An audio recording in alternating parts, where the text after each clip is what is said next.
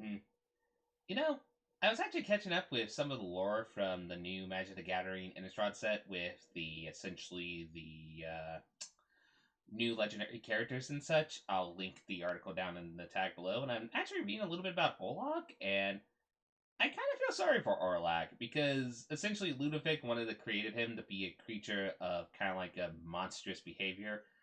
But it turns out he was more of a creature of innocence, and Ludovic did not like that and just threw him into his prison, or kind of like throw him in a cell. So that's kind of not nice. It sounds like Olag is kind of should be, you know, feels like Oleg should be in the arms of an angel. Wait, what am I saying? No, not the arms of, not in the arms of an angel. It should have the arms of an angel. Maybe even its wings, definitely the wings to provide flying capacity, that's good. Maybe it even also needs some of its organs to be able to function properly for the flying property. Kill me. Okay, you probably just got a little bit grossed out by that transition, but I'm going to explain myself. Sorry, editor, for grossing you out for a minute. In this upcoming deck tech of Ludovic / Olag Angel Reanimator.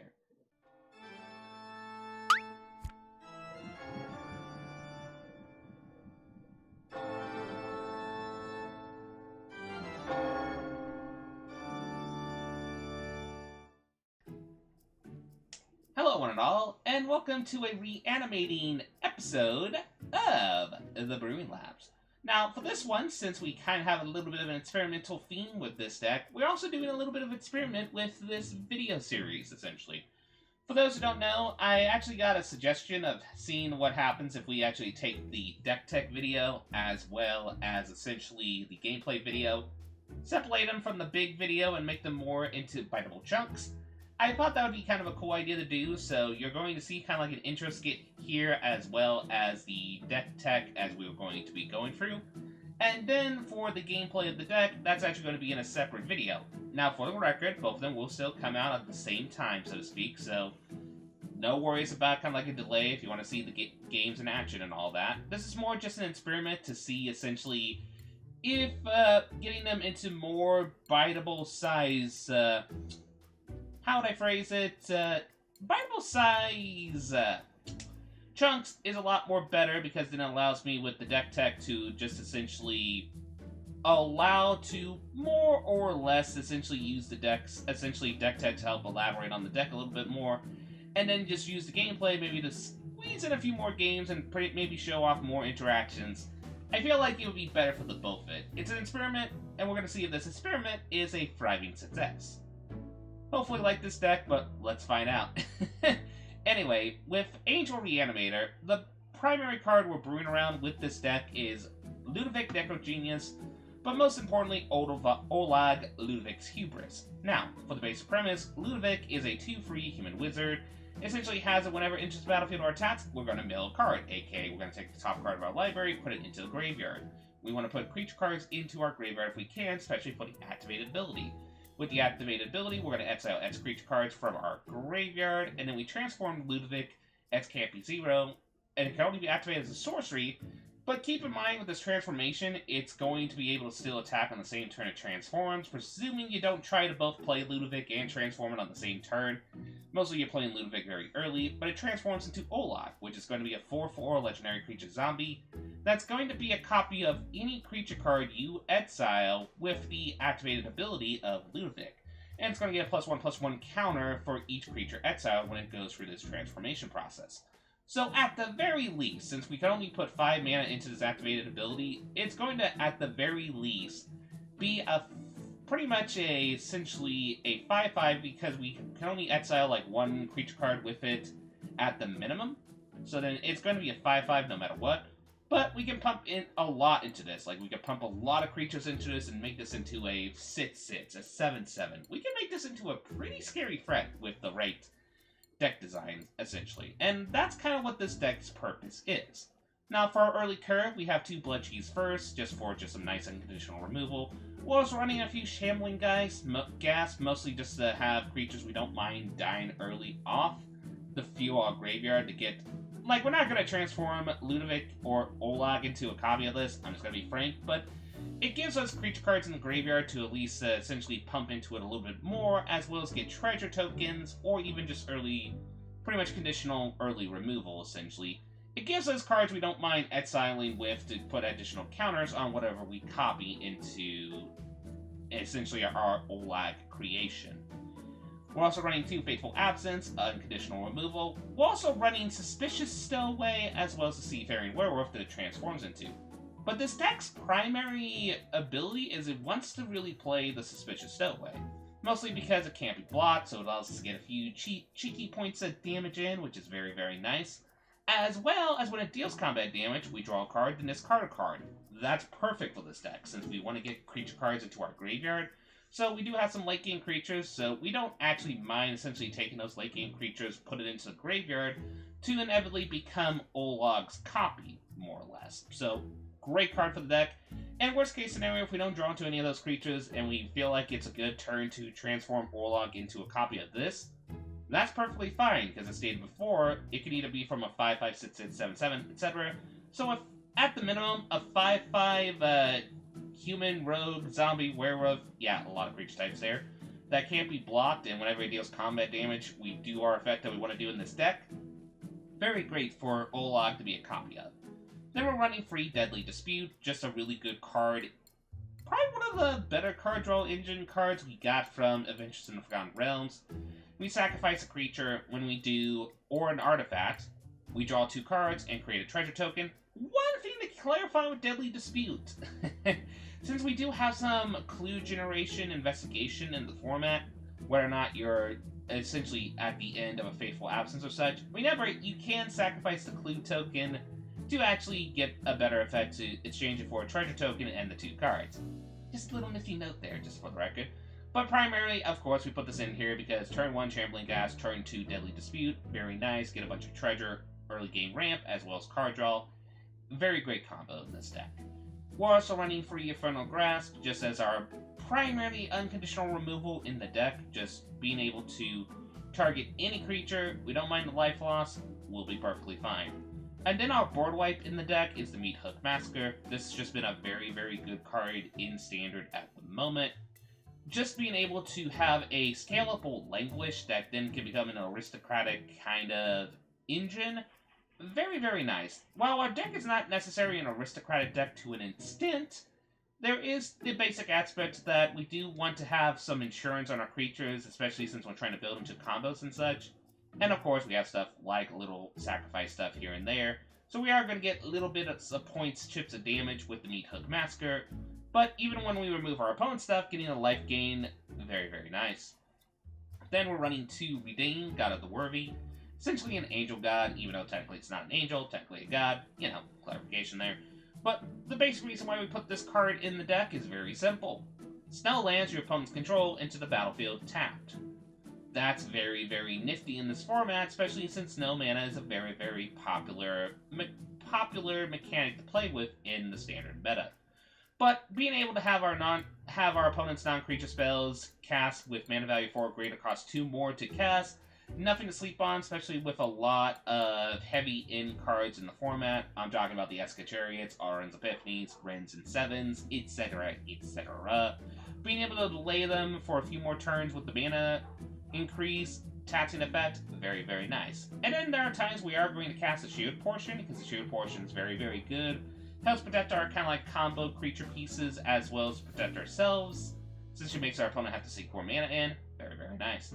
We're also running Demon's Disciple. Technically, probably should be replaced with Soul Shatter, if I'm being legit honest here. Maybe consider it like an upgrade, or maybe something to change in. But the reason why we put Demon's Disciple in here is kind of simple.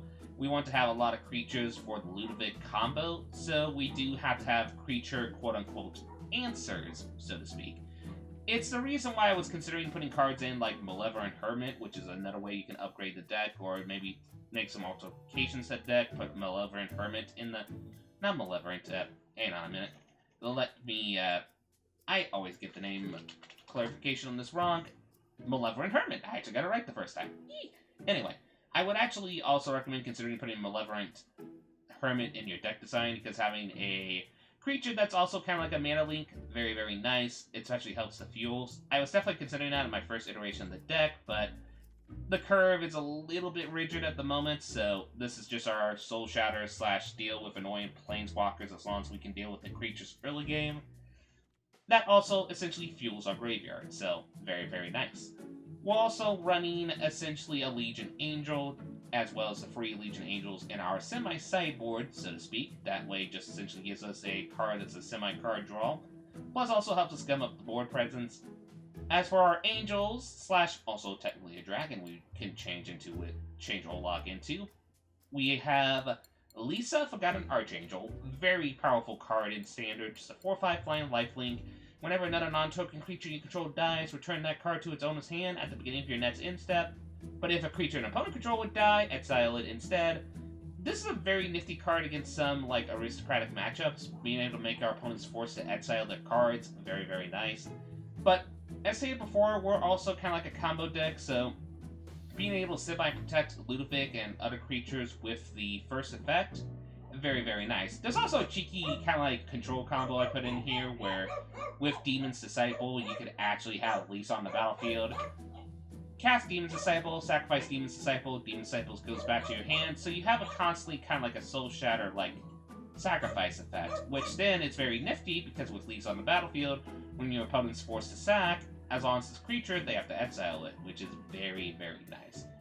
And then the not really an angel, but still a really good card for our deck, we have Limerick, Desert Doom, a 5-mana 5/5 dragon. It has Ward 4 as long as it's untapped. Whenever it deals combat damage, draw a card. Then if you have fewer than 3 cards in hand, draw cards equal to the difference.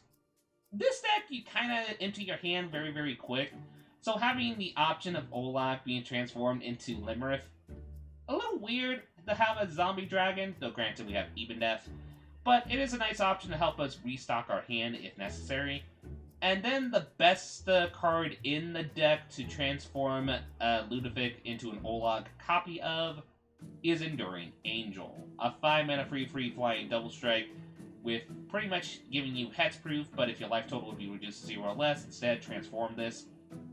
I mean, we'll talk about the Angelic Enforcer side, but we're primarily playing it for the Enduring Angel side. Then if Enduring Angel doesn't transform this way, you lose the game. There's a really, really nifty combo with this, with Ludovic and Olag and the Enduring Angel. And the combo is this. First of all, let's talk about the more aggressive aspect of this card. If you transform Olag into, at the minimum, just exile just this card out of the graveyard, you get a 5/5 flying double strike that can attack on the turn it transforms, presuming you don't play Ludovic on the same turn. That's like our late game finisher. Being able to deal 10 points of damage as long as our opponent doesn't have a flyer, that is very, very good.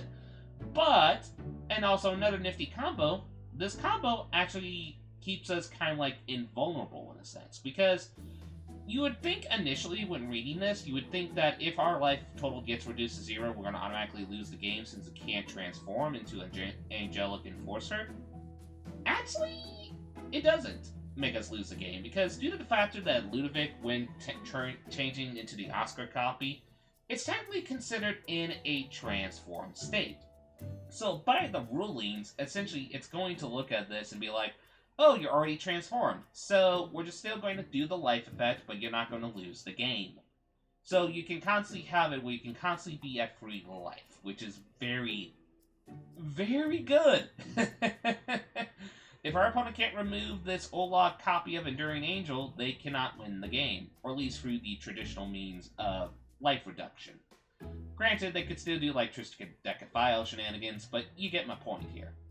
And then, of course, if we still have this on the battlefield by itself without even doing the Olag Ludovic copy shenanigans, if we can get it to flip, it's a pretty powerful card. We still having the hexproof, and then just us doubling our life each turn.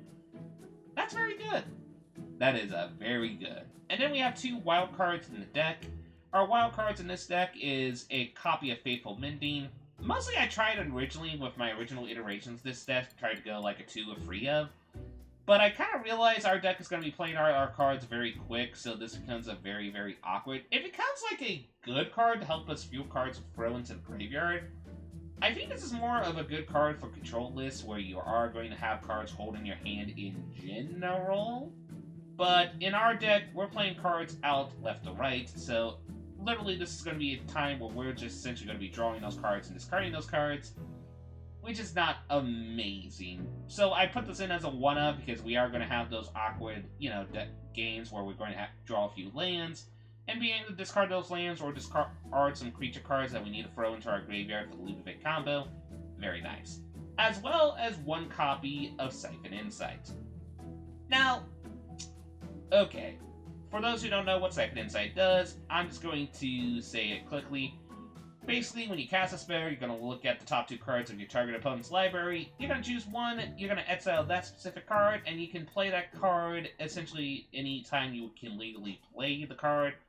And you can spend mana, so's mana any color, to cast the spell. If it was a spell, essentially. So, yes, you can essentially be able to play lands off this, but you can also play opponent's spells off from this. Now, the reason why I put this in as a one-of is because, like I said, our deck is not brewed around this card specifically, but we have a really, really greedy meta at the moment. Like, there's a lot of very powerful cards that are in the meta that we've been seeing, that I do feel like one copy of Siphon Insight is just very nifty, because if we have the turn to do the mana sink, essentially, then we can actually maybe get a land if we need it, or essentially steer one of our opponent's late game pieces that can help us stall the game for a little bit till we get to the Ludovic combo. That is the basic premise of the deck. As for our land base, we are running 3 basics, 1 plains, 1 islands, 1 swamp, 1 hive of the Eye Tyrant, running 2 Field Runes just to have unconditional land removal to help us against the man lands in the format, since we've seen a lot of man lands. As for our pathways, we're running 4 Hingegate, Mistgate pathways, 4 Blightclimb pathways, and 4 Clearwater and Murkwater pathways, and we're running 3 each of the tapped, essentially, as I like to call them, chill lands that came from Midnight Hunt. We're running 3 Deserted Beaches, as well as 3 Shipwreck March. Overall, we do technically have a sideboard for this deck, but our sideboard is just 3 Legion Angels. This is mostly for a best of 3 up, or not a best of 3 up, it's technically a best of 1 of deck. You can definitely alter this deck to be a best of 3 deck if you want to, but I feel like it's a lot more better because this is kind of like a one-trick pony deck where you're trying to go off with the combo, and once the people see what the combo is, well, how to phrase this, yeah, your opponent's going to run their Graveyard Hate, and that is this deck's primary weakness. Graveyard Hate does kill this deck really efficiently. So, we're going to try this in a few best of 1 matches in the gameplay video that's going to be starting next time. I hope you all enjoyed this clarification on the deck tech video. If you like it where you have the deck tech here and in the gameplay in another video, please just like and pretty much provide comments down below how you feel of this approach. Nevertheless, let's end this real quick, so then we can actually now jump to the gameplay portion in the next video. So, see you in a bit. Bada beep, bada boo-hoo!